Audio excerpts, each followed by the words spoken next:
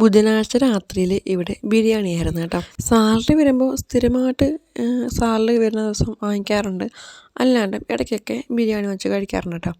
ഇവിടെ സ്പെഷ്യലി മാങ്ങാലി ബിരിയാണിയാണ്, അതാണ് മിക്കപ്പോഴും വാങ്ങിച്ച് കഴിക്കാറ് കേട്ടോ.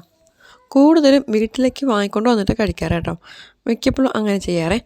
പിറ്റേ ദിവസം രാവിലെ അകത്ത് പരിപാടികൾ എല്ലാം കഴിഞ്ഞതിന് ശേഷം പുറത്തേക്ക് ഇറങ്ങി കേട്ടോ, മിറ്റടിക്കാനും. അപ്പോൾ പിന്നെ തുണി കഴുകാനും ഇട്ടിട്ടുണ്ട്. അപ്പോൾ അതാണ് ഈ സെമി ഓട്ടോമാറ്റിക്, അതിൻ്റെ ഇടയ്ക്ക് വെള്ളം കളയാനും നിറയ്ക്കാനൊക്കെ നിൽക്കണം. അപ്പോൾ ആ ഒരു ഗ്യാപ്പിൽ ഞാൻ ചെടികളെടുത്തും നമ്മുടെ പച്ചമുളകും കറിവേപ്പില അതിനെയൊക്കെ ഒന്ന് പരിപാലിച്ച് നോക്കാമെന്ന് വിചാരിച്ചിട്ടോ.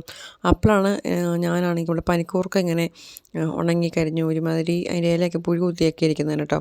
അപ്പോൾ അതിൻ്റെ ആ പുഴു കുത്തിയ ഭാഗങ്ങളെല്ലാം ഞാനങ്ങ് പിഴുത് കളഞ്ഞേട്ടോ, ഒടിച്ച് കളഞ്ഞേ. പിന്നെ ഒടിച്ച് കളഞ്ഞതൊക്കെ എല്ലാം വെറുതെ കളഞ്ഞില്ല, അവിടെ ഇവിടെ കുത്തി വെച്ച് കേട്ടോ. കാന്താരി ആണെങ്കിൽ ഞാൻ എൻ്റെ വീട്ടിൽ നിന്ന് ആ ഒരു മൂടേപ്പടി വലിയ മൂട് കൊണ്ട് നട്ടയാണ്. പക്ഷേ അതിനകത്ത് നിറച്ച് പൂ ഉണ്ടാവുന്നുള്ളൂ, പക്ഷേ കാന്താരി 1-2 ഒക്കെ ഉണ്ടാവുന്നുള്ളൂ. ഉണ്ടാവുന്നതാണെങ്കിൽ കുഞ്ഞു കാന്താരിയാണ് കേട്ടോ. പിന്നെ പച്ചമുളക് എനിക്ക് പിടിച്ച് കിട്ടി, കറിവേപ്പിലയുടെ മണ്ട ഒടിച്ചു വിട്ട് കറിവേപ്പില എനിക്ക് പിടിച്ച് കിട്ടി കേട്ടോ. പിന്നെ ആഴ്ച ഒരിക്കലും ഞാൻ പുളിച്ച കഞ്ഞളം ഒഴിക്കാറുണ്ട്. പിന്നെ ഉപ്പും മഞ്ഞളിടാത്ത നമ്മുടെ മീൻ കഴുകിയ വെള്ളമൊക്കെ ഒഴിച്ചു കൊടുക്കാറുണ്ട് കേട്ടോ. അതുകൊണ്ട് എനിക്ക് കറിവേപ്പില പിടിച്ച് കിട്ടിയേ. പിന്നെ വൈകിട്ട് ഞങ്ങളിതേ സിനിമ കാണാൻ പോയാണ് കേട്ടോ. അന്നേരം എടുത്ത തീരുമാനമാണ്. രാത്രി 10:15 കേട്ടോ സിനിമ.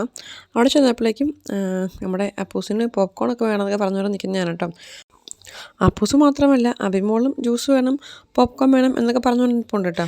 എൻ്റെ അപ്പൂസിന് ഇപ്പോൾ ഇത്തിരി കുറുമ്പത്തരം ഉള്ളതുകൊണ്ട് അങ്ങനെ ഒന്നും അടങ്ങി നിൽക്കത്തില്ല. പിന്നെ ഞങ്ങൾ 15 മിനിറ്റ് നേരത്തെ എത്തിയതുകൊണ്ട് പുറത്തൊക്കെ ഇറങ്ങി നിൽക്കുമായിരുന്നു കേട്ടോ.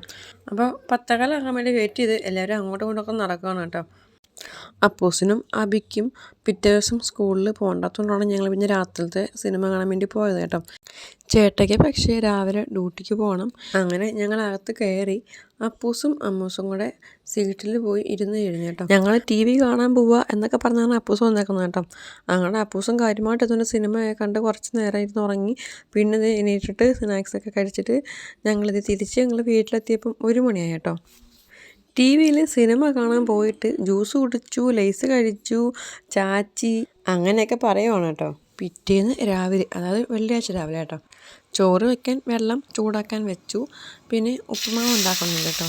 കടുകൊക്കെ പൊട്ടിച്ച് സവാളയും പച്ചമുളകും ഒക്കെ അരിഞ്ഞിട്ട് കേട്ടോ. എന്നും വെള്ളക്കടല ഉപ്പുമാവ് ഉണ്ടാക്കണം. അപ്പോൾ ഇന്ന് മഞ്ഞൾപ്പൊടിയൊക്കെ ഇട്ട് മഞ്ഞക്കടല ഉപ്പുമാവ് ഉണ്ടാക്കാമെന്ന് വിചാരിച്ചു മഞ്ഞക്കടല ഉപ്പുമാവ് ഉണ്ടാക്കി കേട്ടോ. അരി ചൂടുവെള്ളത്തിൽ കഴുകിയിട്ട് അടപ്പത്ത് ഇട്ട് കേട്ടോ. പിന്നെ ചായ ഉണ്ടാക്കി. അപ്പൂസും അമ്മൂസും എണീറ്റിട്ടില്ല, അവരുടെ ക്ഷീണമൊക്കെ മാറ്റി പതുക്കെ എണീക്കട്ടെന്ന് വിചാരിച്ചേട്ടോ.